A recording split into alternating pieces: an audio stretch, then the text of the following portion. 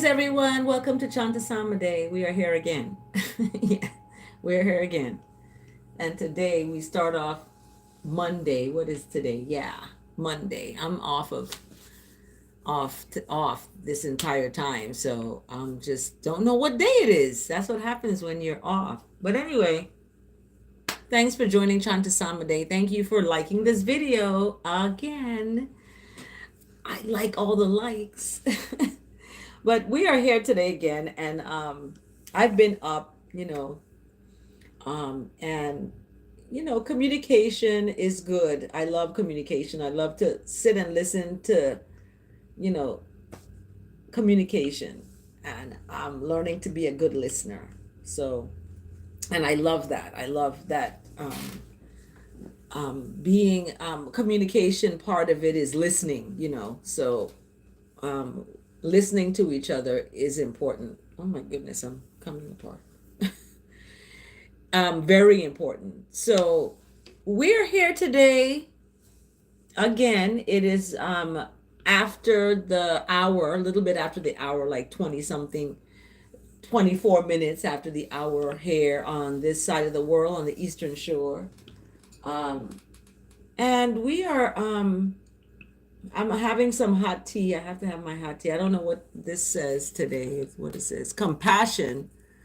Compassion is the constant act of giving oneself to others. Compassion. So compassion is a constant act of giving oneself to others. And that could be giving your time, giving your time to other people, giving your, money, giving your energy, giving, yourself to others, basically, in these different ways. And you can do that in different ways. So, you can give yourself to others in lots of different ways. You have to be careful because you don't want to give yourself to others in such a way where you lose yourself. You know what I mean? In terms of losing your goodness and mercy and righteousness that we're here talking about in Chantasama Day. Thank you for joining, and thank you for liking this video. Thank you, thank you. So we're going to get started with the psalm today. When I looked at the psalm today, I kind of take a peek before I share it with you all. But I know you all are eager beavers and you want to know what the psalm is today. What is she going to talk about today? She's going to talk about, her dad that passed, her son that passed. What is she going to talk about today in relation to the psalm? So when I looked at the psalm, I was like, aha, this is really the psalm of the century. This is Psalm 48. And Psalm 48 is a place. It's a place. It's a place that's being mentioned. Up the place of the Most High, the place where righteousness dwells, a place where goodness flourishes, a place where truth is welcomed, a place where love is honored, and is sacred, a place where it's good to be good, a place where there is no end to goodness and mercy and compassion. There's no end to it. It's just always there. So that's what the psalm is about today. It's a place. Are you going to create this place for yourself? And are you going to look at creation and see how animals in creation create these spaces for themselves? They, gather their nuts and put it away for, when it's winter time coming up. They work all year long in preparation for that. And that's what you're doing. You're working all day in preparation to get your pay, right? At the end of the 2 or 14 days. Some people get paid every 7 days. Some people get paid every 14 days. Some people get paid every 30 days. So it doesn't matter when that is. That is an example of that anticipation of the future. You're building for your future by working, right? Blessed greetings, Connie. Good morning. Happy Monday. We are here again chanting the psalm. And so I was talking about, building for the future, and how the psalm today is about a place, um, and that place we are, it's written that Jesus has gone to prepare that place, for us. What are we to do in the meantime? We are to prepare ourselves, right? And in preparing ourselves, we are giving thanks. We are happy. Thank you, Connie. Happy Monday. Yes, we're starting off. Happy Monday. I don't have class today. We are working remotely right now. So, but anyway, we have the anticipation of the future and what that is going to be for us. So we're working towards that, right? Every day. And money is what kind of moves us to work for that, right? We go to work and we getting money to put away to da da da da. But however, we want to be working on our relationship to goodness, to mercy, to love, to kindness, and doing that every day, building on that. Thank you for liking this video, and tuning in. And building on that relationship gives us a better footing for our future. You know, um, yes, the money and all of that, but you have to be healthy too. You have to be, in a good place in terms of your physical being. And that comes from your mental stability and what you tell yourself, and how you live in relation to the goodness of what people say, the goodness of the Lord, and all that is compassion. Are you compassionate to yourself? Are you kind to yourself? Are you, are you self-care? Do you take care of yourself? Do you run outside? Do you exercise? I wish I had my bike. I couldn't bring my bike. Anyway, and I don't ask people for help, like, can you help me? I don't do that. That's, if I can't get it on my own, it's going to stay there. So, but anyway, what are you doing towards that relationship? And that relationship with the Most High is not just on Sunday, and then you go to church, and then after church you're eating a bunch of fried chicken and mashed potato and all this starch and all this unhealthy soda, and hurting your kidneys, and you're just damaging your body, and you're putting into that temple. And that's, I think people are kind of, not you out there, I'm not talking about you out there, but sometimes we have folks who are disconnected from their bodies, and they're just living, I call it the living dead, right? They're alive, but they're just not producing anything. They're just consuming. They sit and they eat all day. They just don't get out. It's just, I think some clinicians would diagnose it as depression. But when we have and we find ourselves in these ways, we have to remember Psalm 48. There's a place, and that place we have to keep on remembering. And in remembering that place, we're building that relationship with our God. And our God is righteousness. Our God is goodness. That's who you want to build with.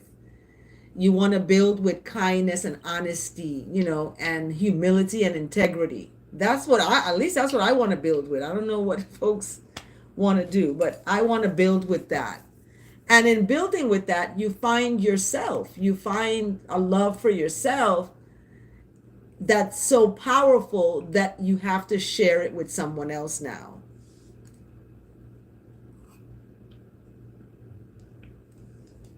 So let's unpack the psalm.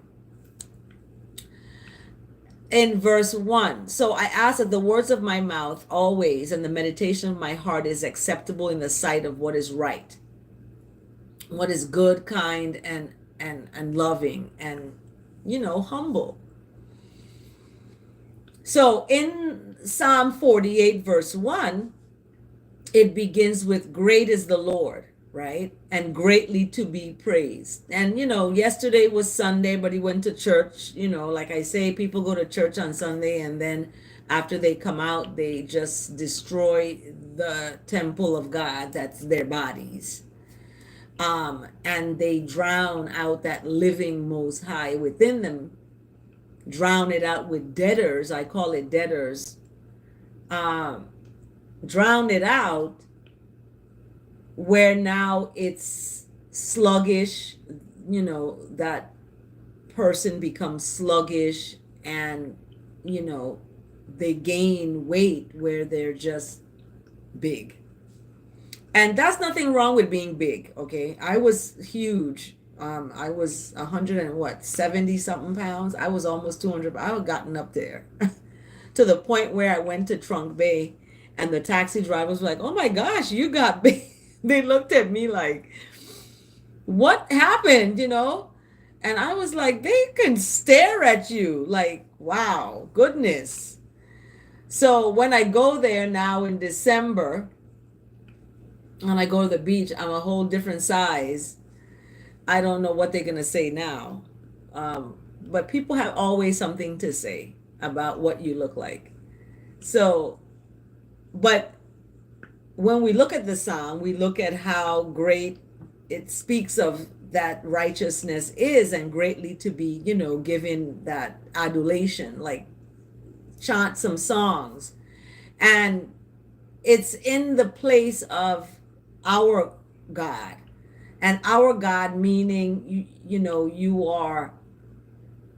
you're owning this righteousness, because that righteousness, that goodness is God. That's who you serve. That's who you worship. You worship in love and mercy and, compassion. That is what you worship. However, the world has gotten to the point where they create these idols and images, and they put them up in their homes, or they put them up, in the Capitol in Washington, D.C. And they, make these images. You never know that they're Trojan horses coming in anyway. But these images are, represented, and that's what Moses was kind of upset about, because when he came down from the mountain and saw that they had created these images and idols, and decorating them and celebrating around them, he was like, what the heck is happening? So the psalm is talking about that, because we see that in verse 1, that great is the Lord and greatly to be praised in the city of our God. And that city is a place. That place is alive. It's talking about right here in Psalm 48 verse 1. I'm not making that. I didn't write this.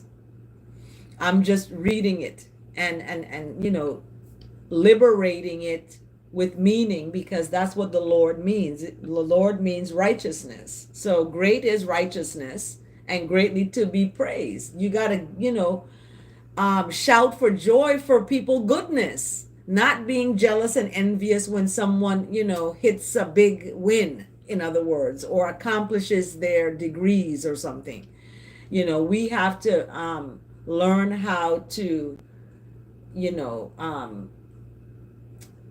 be thankful and be grateful to the greatness of righteousness, especially when we see in other people. We have to, give Jack their jacket, in other words.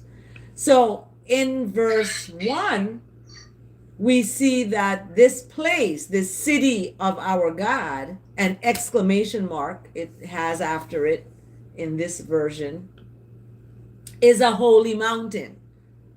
And it talks about his holy mountain. Verse 2 speaks of it's beautiful in elevation and is the joy of all the earth. And it gives it a name, Mount Zion in the far north, the city of the great king. So in verse 1 and 2, we're talking, we're looking at this amazing righteousness and where it is, where the location. It's talking about this it's elevated high. So because it's elevated high, that's what we seek for. We seek for what's above, not what is below.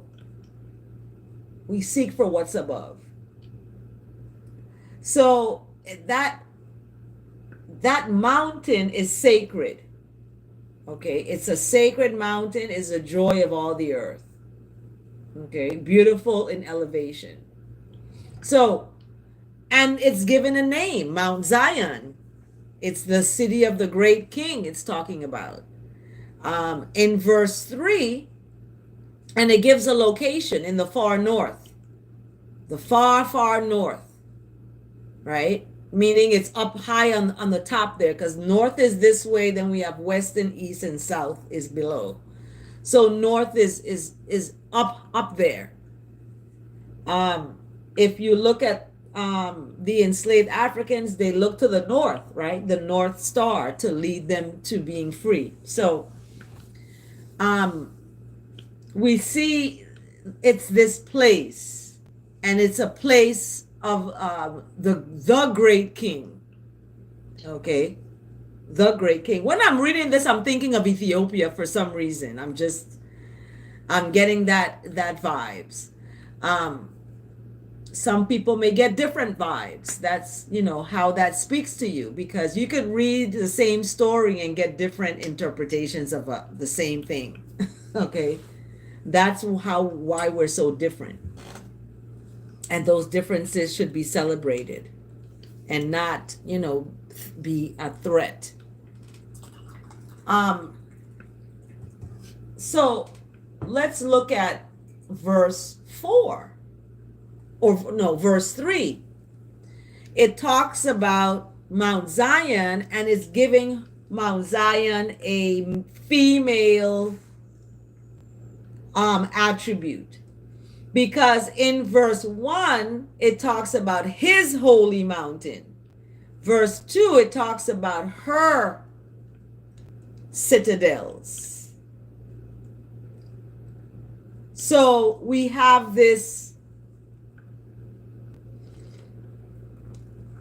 his and her happening here in the psalm, right under us, and we never realized it, huh? So the holy mountain is this, being genderfied, I could say that. I don't know if that's the word, genderfied, but it's taking on a gender, the holy mountain. And holy, I look at it as sacred. I go deep with the word instead of holy. It's just got a lot of holes. I want to go with something more meaningful. Not that holy isn't meaningful. Some pastors use that word, holy, holy, and that's beautiful. I want to go deeper. I'm just that type of person. Okay. And going deeper, I want to use sacred. It's like, it's sacred. It's like precious. Okay. It's precious and sacred. And the mountain is described as a his.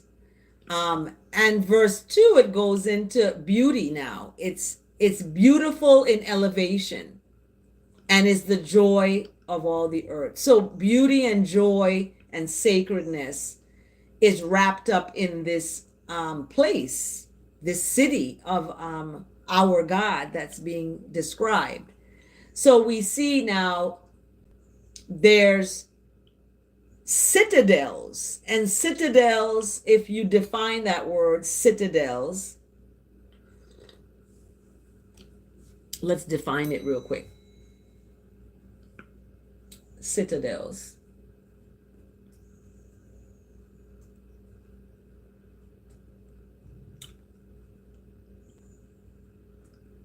It is a fortress.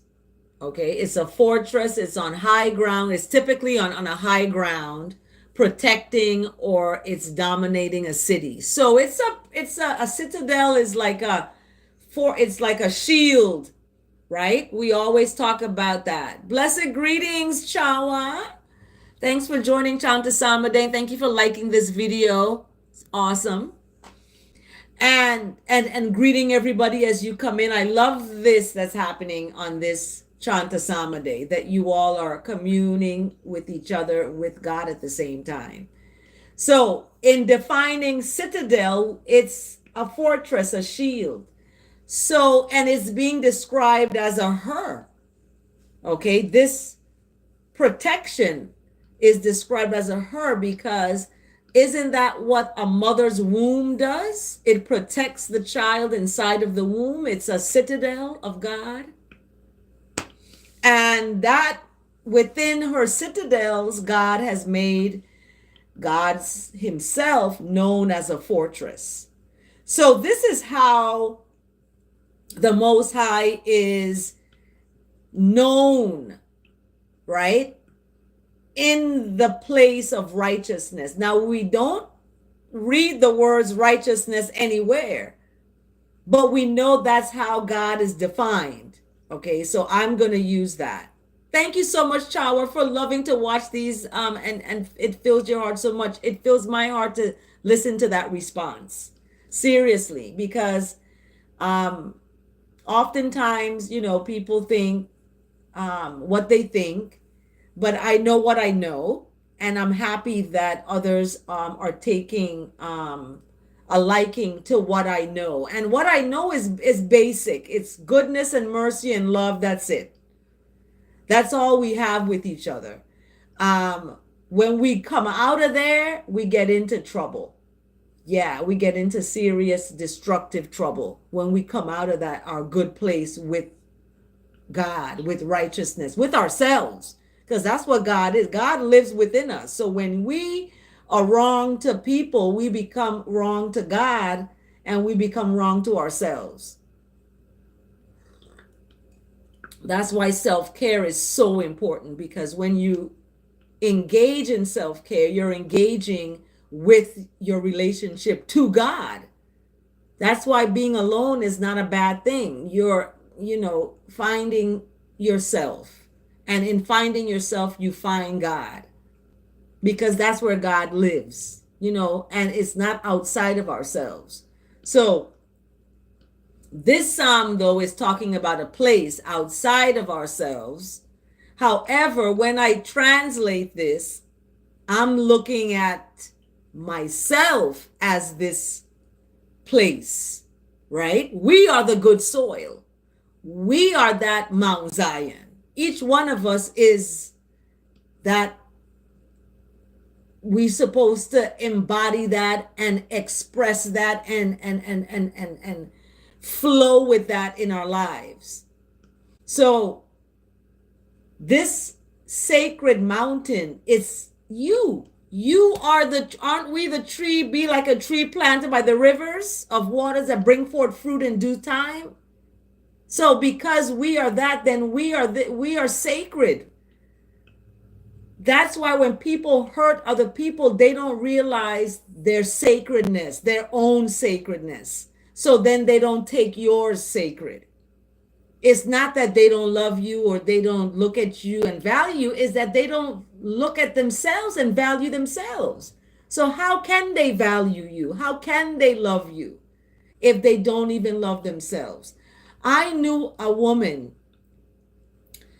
over 20 years ago, and this woman told me when she was 6 years old, I think it was 6, she asked her mom was abusing her. Her mom would have men come and rape the girl. Like this was happening for real on St. Thomas. And she told me this one story that after she was raped by a man, her mother would put her in the tub and bathe her, clean her off and stuff. And she asked her mother during one of these bathings, "Do you love me?" She asked her mother, "Do you love me?" And the mother said to her, how can I love you? I don't even love myself. Yes, this is what the mother said to this child after she was raped by a man. The mother said that to her. How can I love you when I don't love myself? So when I hear that now, reading this psalm, I see how people can say they love God, but they don't love themselves. So how can they love God? They're going to slip up and do things because they don't love themselves. And sometimes when I listen to that story, it shows me that how can anybody love you if they don't love themselves? If you see someone destroying themselves with alcohol, cigarettes, whatever the case may be, they're just destroying themselves with something, okay? They're not progressing, they're just consuming, consuming, consuming. Do you think, and they're destroying themselves, they're destroying their credit, they're destroying their finances, they're destroying themselves. Do you think they're going to be there to protect you? Because that's what a citadel is. A citadel is a protection. So the mother answering the child, she can't love the child because she doesn't love herself, says a lot to people and their relationships. And the only way to love yourself is to know yourself and to know that you are righteousness, that you were made from that. And you don't have to look outside yourself for that. It's within you. You may go to church and fellowship with others to share in that thanks, giving thanks. However, you have to now go back home after the fellowshipping and the hooping and the hollering. You got to go back home and you got to deal with yourself. You got to look inside yourself. You got to look at you. And sometimes it may not be nice. It may not be nice. You may look at yourself and be like, man, I really messed up. I really made a mistake. I hurt this woman or this man that really cared about me, and look at what I did to them. And now look at me. I'm suffering. I'm unhappy. So going outside yourself, lusting with the eyes, lusting of the flesh and lusting of a person is dangerous. That's going to be your destruction. So don't lust and look after someone and how they look. Look at what they do, their behavior and their beliefs. That is what is going to sustain that person. Beauty is going to fade. People get older. They may need glasses to see. Thank goodness I don't need any yet. They might need a cane to walk. They might not be able to, move the way they used to move, or have sex the way they used to have sex, or do the things they used to do, or whatever. So if that was the first thing that you wanted from that person and it's the first thing to go, then you're going to go. But if that first thing from that person you want is the content of their character, their mind, their beliefs and their behaviors, not just their beauty, because beauty fades, beauty is skin deep. That's what somebody told me years ago. And it's the truth. Okay, it's the truth. So when we look at the fortress and the citadel, we're looking at ourselves being strong like that. All right, being a strong tower, Within, it says within her citadels, God has made himself known as a fortress. So within you, God has made known that righteousness within you is your fortress. That's going to keep you good. Right? That righteousness is going to keep you good. It's not it's not going to send you off into calling and leaving a vicious voicemail for someone you don't even know. That's wrongness. But righteousness is going to keep you in a good place.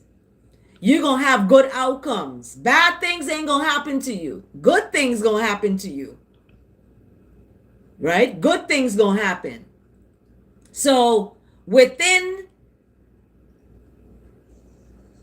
it's within.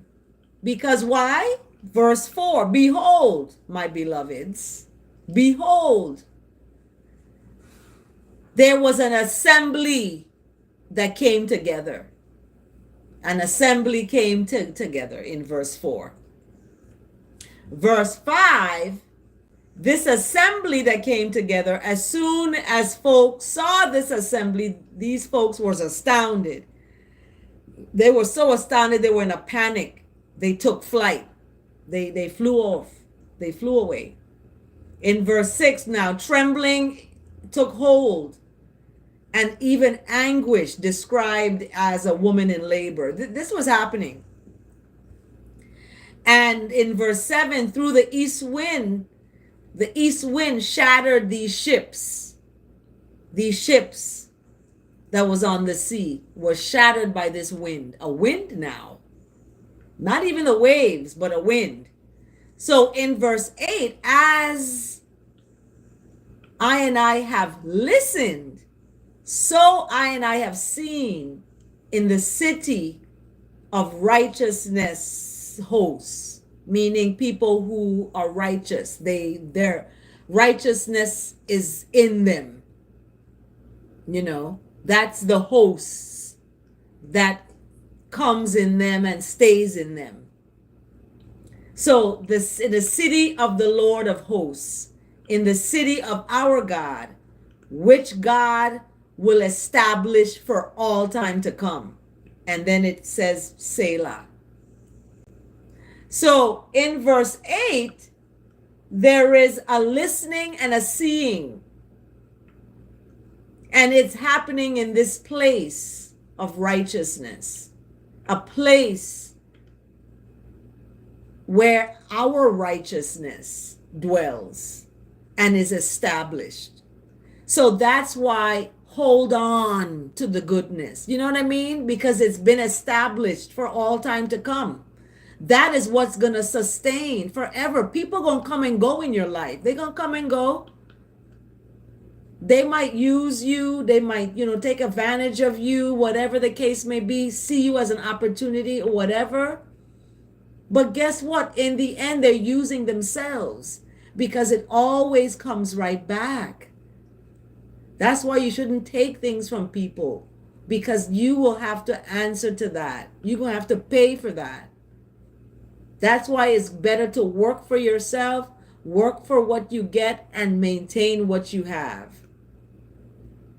No one can take it away or say you owe them anything. You don't have that on you. So that you've been established for that goodness. So in that establishment, you have an abundance of love, abundance of goodness. You're living in an abundance, you don't even know it. You're like worried about this, you don't have this, you're thinking about what you lack as opposed to giving thanks for what you live. So in verse 9, because this righteousness has been established for all time to come, right? We're going to think about that. That's where our thoughts go. We're not going to be thinking about insecure things. Oh, she talking to this one. Oh, you better leave us alone and F you and cursing people out. You're not thinking about that. You're thinking about the steadfast love of the Most High. That's where your thoughts are.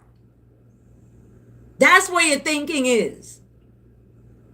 So when I was attacked on the phone, leaving a voicemail, I mean, someone left a voicemail. Guess where my thought was? On the steadfast love of the Most High. Like, mm-mm-mm. Love is powerful, but the devil sure is a liar. And the devil believe his own lie. That's why the devil is trying to get as many in the lie as possible. Because he believe in, or she believe in their own lies. Blessed greetings of love and joy with gratitude. Great gratitude for the Most High daily, Elsie. We're talking about great. Great is the Lord. Great is righteousness, and greatly to be praised. That's how Psalm 48 starts off. So great gratitude. We are definitely in that flow. We're in that. You all receive it with your hands open. Don't have your hands closed like this, ready to go beat somebody up. Open your hand and surrender. Okay? So we're going to think about the steadfast love of righteousness in the midst of your temple. And you could look at this in a lot of ways. Midst of your temple, meaning in the midst of your heart, inside of you. You are the good soil. I keep telling y'all. And every psalm I read, it says that. But people don't read it that way. They're like in the midst of your temple, meaning it's outside of. We got to go into temple. We got to go to temple. Temple is inside of you. So you're going to know now, I'm not going to eat this, and that, because guess what? That's going inside of my temple, and God lives in there. Righteousness, compassion, cleanliness, life lives in there. I'm going to put life in there. Don't you feel good when you eat a fruit? My son was like, ooh, that pineapple tastes so good. It just brings me to, it makes me feel alive. I said, because it's it's alive. All the antioxidants in them moving around. When they go into your body, they're having a party and they're healing you. They're healing you. So that is that steadfast love that's in the midst of you. Okay. And as in verse 10 now, in verse 10, we're almost done. We only have, 3 verses left in Psalm 48. So we're going good on time. In verse 10, it speaks of as your name, O God. And what is the name? Righteousness, compassion, love, all of that, right? As your name, O God, so your praises reaches to the ends of the earth. So that name, compassion, mercy, love, kindness is reaching to the ends of the earth, all the way to the Virgin Islands. That's why I say thank you for your donation. I got $20. Elsu, thank you. Rob sent $30 donation. Thank you, Rob. That is going to reach the ends of the earth. That righteousness and mercy and compassion and grace that you are sending through these donations is reaching to the ends of the earth, because that is what it's going to be doing. Righteousness with children and families, teaching them that literacy liberates. Liberation, you want true liberation? It's in literacy. That's why this psalm a day is about liberation of the word. No pronouns. We're liberating the word. So this righteousness is what the next verse 10 ends with. Righteousness's right hand, okay, or left hand, it could be either, is filled with righteousness. Whatever hand, the hand is filled with righteousness. That's what it's filled with. It's filled with righteousness, goodness, mercy, and love. And back in the day, they would beat children for writing with their left hand because they misinterpret this. Okay, I'm not going to misinterpret this and tell you, you must write with your right hand, because Let your right hand is what's filled with righteousness, your left hand is not. Like, no. What? No, that's not liberating the word at all. That's oppressing it and limiting people who are left-handed. So people who are left-handed really are in their right hemisphere of their brain. They're in their right mind, in other words. People who are right-handed are in their left hemisphere of their brain. So when I look at that in verse 10, this is Psalm 48 verse 10, I look at it interpretation as righteousness. You are filled with righteousness. Your entire hands, your left hand, your right hand, your left toe, your right toe, your butt cheeks, your all of you is filled with righteousness. Okay? Verse 11 now says how to express that. Let Mount Zion be glad. And remember, you are Mount Zion, right? You are it. Bob Marley says we're going to get on the Zion train, physically going on this thing, but we have to get on it in ourselves. We are that Zion train. We are it. We are the good soil. You got to plant that seed of compassion, loyalty, friendship, all of that into you. How are you going to be good for anybody if you're not good for yourself? Like, there's a movie, I can be bad by myself. What the heck? I don't need you verbally abusing me, physically abuse. People are in physically abusive relationships. They're in verbally abusive relationships. They're in manipulative, emotionally abusive relationships. And they're in socially isolating relationships where they're abused. Who wants that? I don't.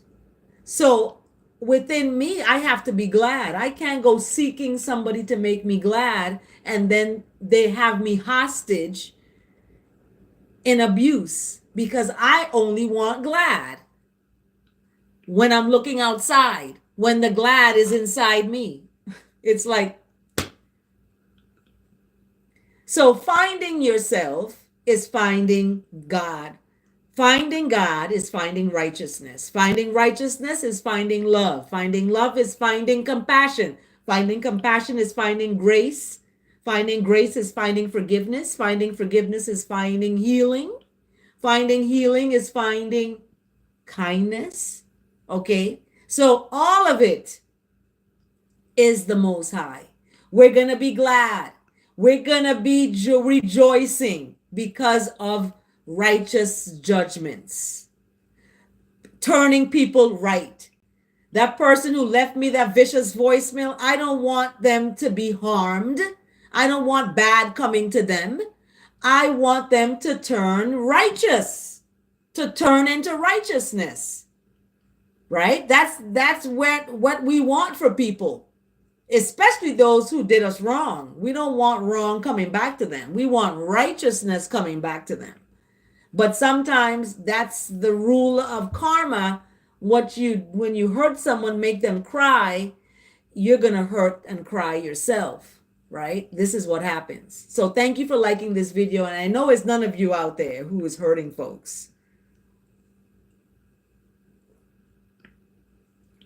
Don't make folks cry, y'all.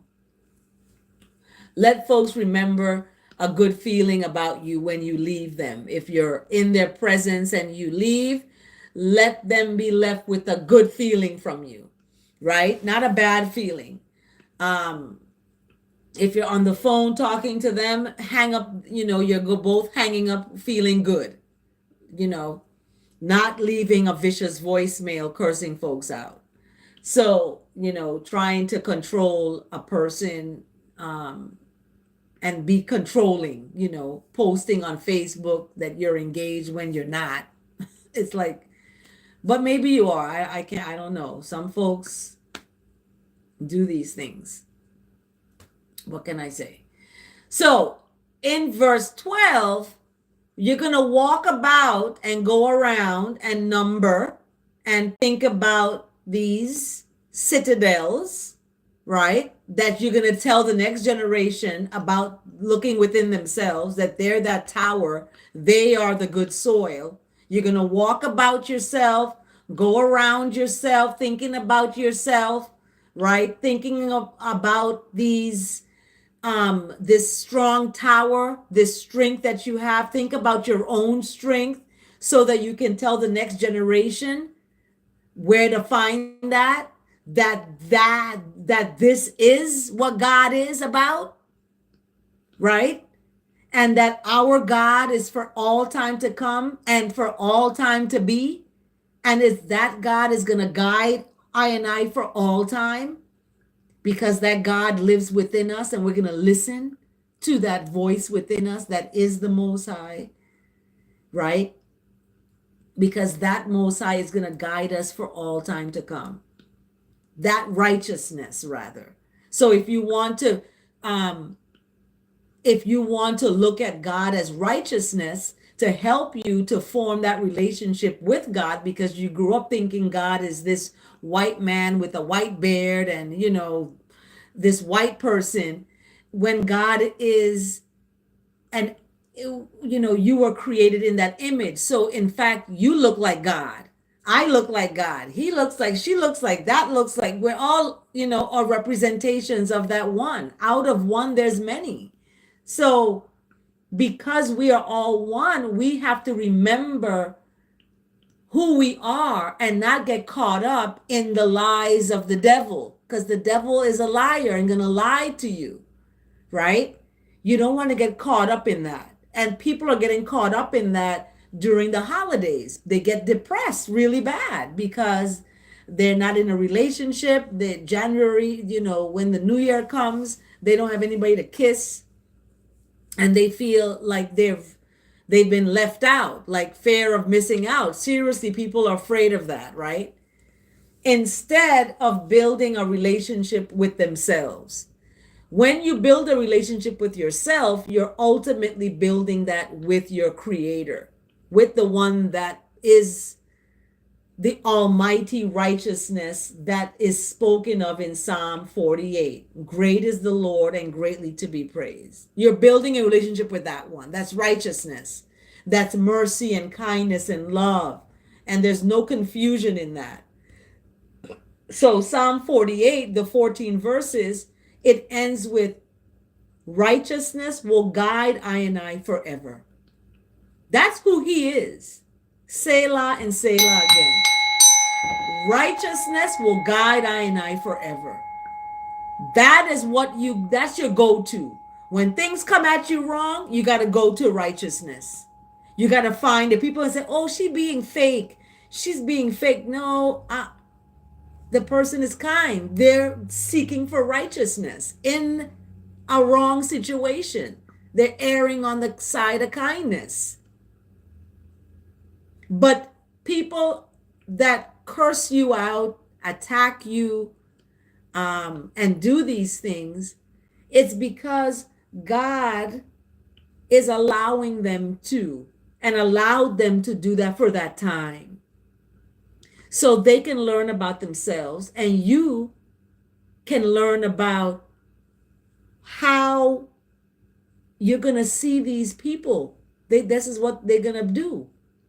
So you're being prepared for the next one to come and attack.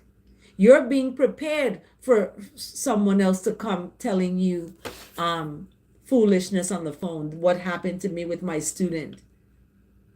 So the vicious voicemail prepared me for my vicious student who I was speaking to and talking down about me and my class and all of this stuff, just being mean. So everything prepares you for something that's going to happen. So when you're in a circumstance or a situation that you feel is too hard for you, it's preparing you for something. Okay? So let's look at the word today. Let go and let God. That's all you got to do. So surrendering my desires to the infinite mind of God, I let go. Right? I let go. Hey, Derek. Mwah. So surrendering my desires to the infinite mind of righteousness, I let go. So, what are your desires that you have to surrender to the infinite mind? Because the mind is a powerful thing, and the mind should not be wasted. The mind is powerful, and we can change our circumstances by changing our mindset. So, surrendering your desires, you have a desire for whatever, surrender that and let it go, and you're going to see something amazing happen. So, this is the words today: let go and let God. It's natural to have desires, goals to achieve, dreams to realize, even items to acquire. These desires mean I am looking for ways to improve myself and grow into the fullest expression of the person I envision myself to be, right? However, it's possible to be inflexible about what these desires must look like or how they will manifest.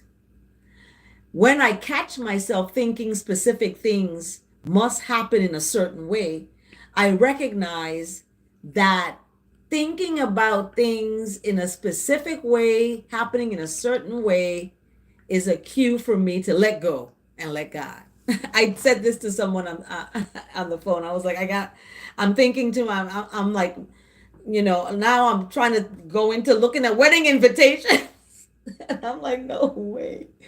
So I had to let go and let God. That was my cue. Let go and let God, right? So unlike my human mind, the mind of God is infinite, okay? And the possibilities that can spring from divine ideas are endless. So when I go into the God mind, I'm not going to be disappointed. You know what I mean? I'm going to be okay. I can't get hurt there when I stay in that space, right? So, and these divine ideas come to me at 2 o'clock in the morning. Like, it comes to me. We're a little bit after the hour here. It's after the 8 o'clock hour on this side of the world.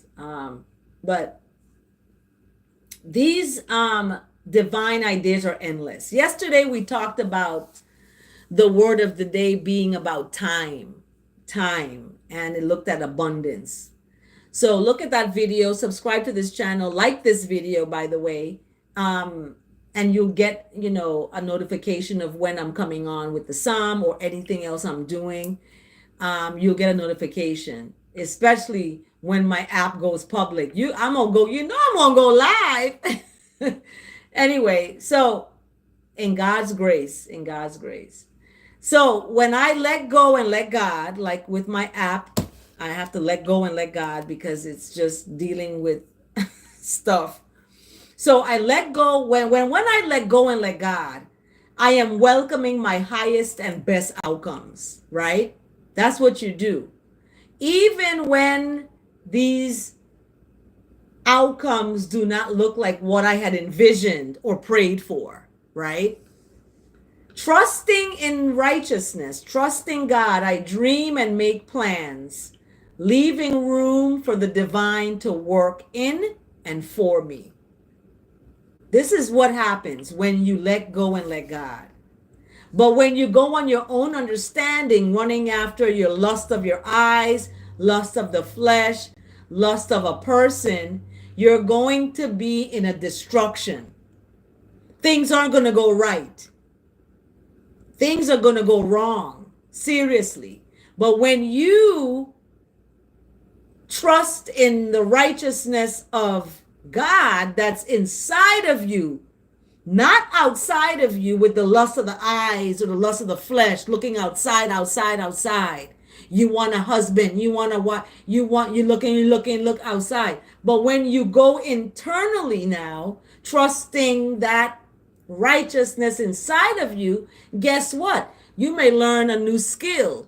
You may learn to crochet. You may learn to go plant some food. You may learn to go help the homeless. You may learn to do something and not sit there trying to control a person, right?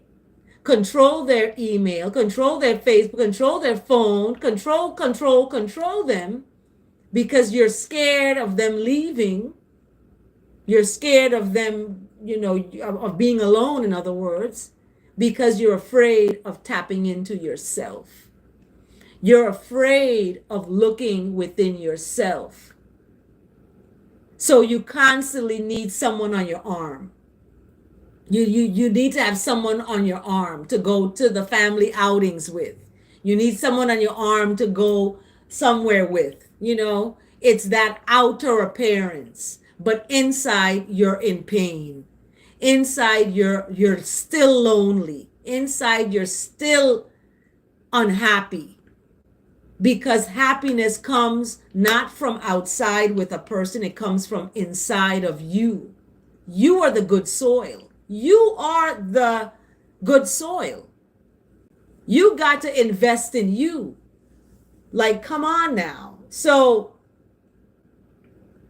that is your cue for letting go and letting God. When you catch yourself thinking specific things must happen in a certain way, right? That's your cue to let go and let God. Like the vicious the vicious voicemail person, right? She caught herself thinking specific things must happen in a certain way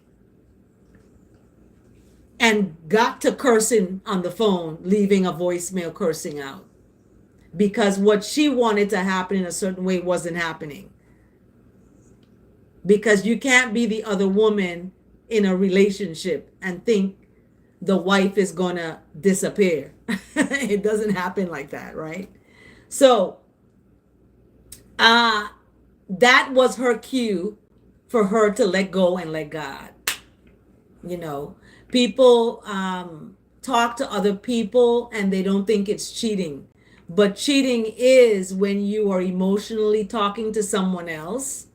You're in a relationship, but you're talking to someone else. You may not have had sex yet, but that's just the beginning of the cheating. You have started the cheating. You've gone out to a club and you met someone and you're up all night dancing with the person. That's cheating, and you're in a relationship. And then you conveniently tell the person you're in a complicated relationship. You make it complicated because you invited someone else in. That's what's complicated. So people lie to themselves. They lie to themselves, and that's why they're so far away from righteousness, because God doesn't like a liar, and God doesn't like violence, and God doesn't like ugly. So when people are lying and ugly and violent, God is going to be there, but God is standing aside there watching, and you may have to learn some hard lessons. But God is still there. God still loves you. And that's why God is righteousness, because that righteousness and mercy is not partial. It's going to love you. It's going to even love the child molester. It's going to even love the enemy of righteousness, because that's what God is. But God is getting ready to deal with folks, and folks are getting dealt with.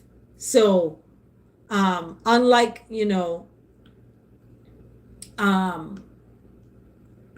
my human mind, the mind of God is infinite.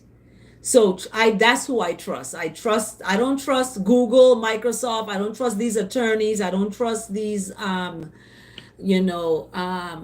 don't trust folk. I don't trust these folks. I don't trust anybody, right? I don't. I trust in righteousness. I trust righteousness. If you come with me with righteousness, and it's consistent. It's not you're righteous today and then tomorrow you're calling me a black bitch, but it's a consistent righteousness. You can have my attention. So I trust in righteousness. I dream and I make plans, leaving room for the divine to work in and for me.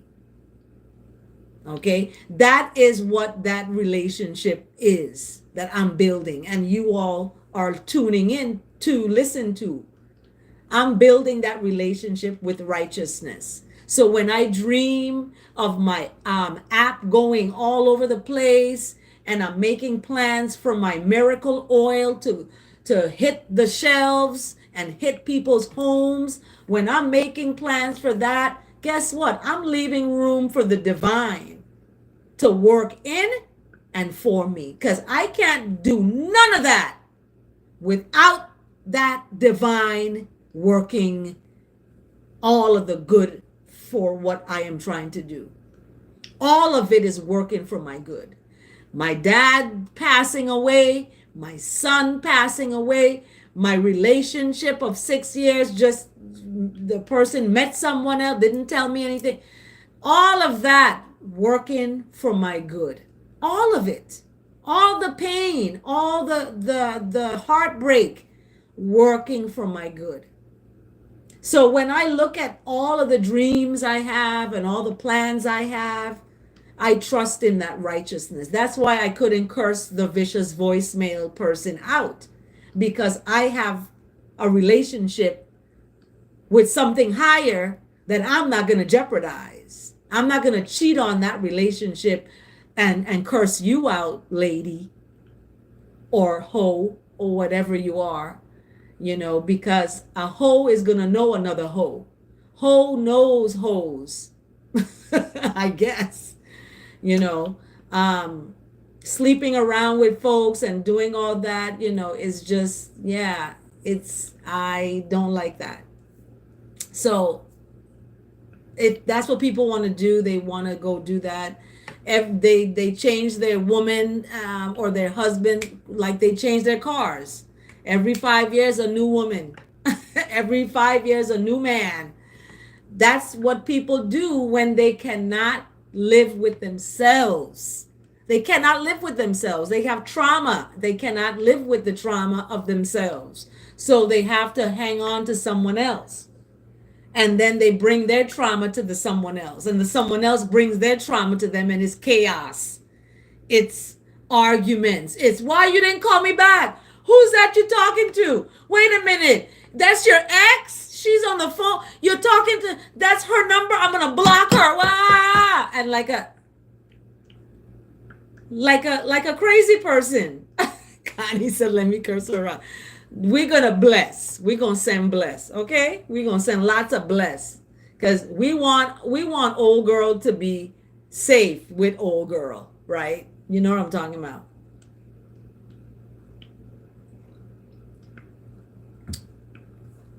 So he is something else. So let's look at the verse today. The verse today, that's our final wrap up. We're at the hour, y'all. The verse today is coming from Colossians 3:17. This may help us. This is going to help you, Connie. We're not going to curse nobody. I know you're joking. So whatever you do, whether in word or deed. So whatever you do, whether the words you speak or the works that you do, do it all in the name of Jesus, giving thanks to God the Father through him. Let's go deep with this. Let's unpack this, because people call Jesus all day long, but their behavior is so far from it. They're not honest. They're not honest. So, and Jesus was about honesty. So whatever you do, whether in word or deed, do it all in the name of truth, righteousness, mercy, compassion, long suffering. Jesus suffered long. Do it in the name of forgiveness. You got to forgive folks. Let them free. Set yourself free when you forgive. When you forgive, you set yourself free. When I forgave that person, it was July, I forgave them. Yeah, I was, a weight lifted off of me. I was like, is that somebody? What is this? I felt it. It just went, like it just disappeared. And I was free. My heart was light. Somebody said, you look so happy, and you just, this is happening. I said, It must be because I forgave. So I do it all in the name of forgiveness, kindness, love, compassion. What else? Redemption, healing, right? Healing. So think of all the things Jesus is and put it there and speak it into existence. Speak it in the name of blah blah and then keep speaking it. So giving thanks to righteousness through all of the goodness that is of our Lord and Savior Jesus. So Colossians 3:17 wraps it up for us today. Oh my goodness, I love it. I love this psalm today. Beautiful, amazing. I love it. Thank you so much, y'all, for sticking with me here. Liking this video, by the way. Thanks for liking the video and tuning in. I got my candle. It's pretty nice. It's got a good energy. It's not turning a smoky color. It's a nice clear color. It's a good energy in here. So we want to keep it that way. And we're going to chant the psalm a day, every day, y'all. Thanks so much for joining. Remember, we want to stand in love, not fall in it. We want to stand. We want to stand. Stand in it. Okay?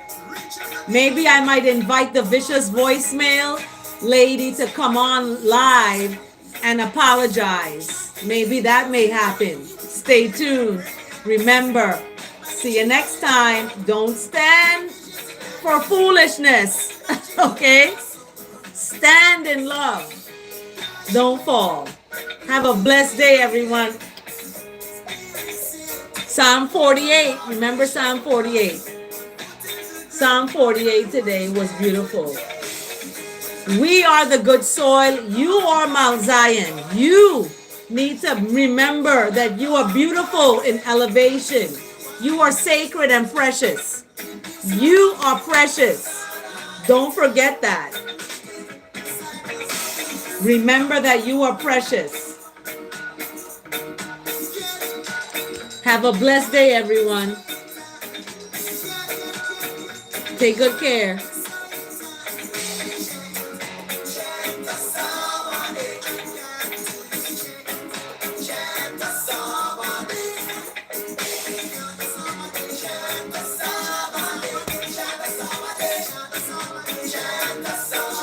Take good care.